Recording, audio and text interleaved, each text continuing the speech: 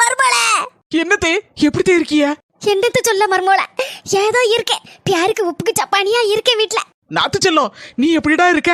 அண்ணி, நீங்க உங்க அம்மா வீட்டுக்கு போனதுல இருந்து 2 நாளா என் கண்ணு 2 பூத்து போயிருக்கு உங்களை பார்க்காம.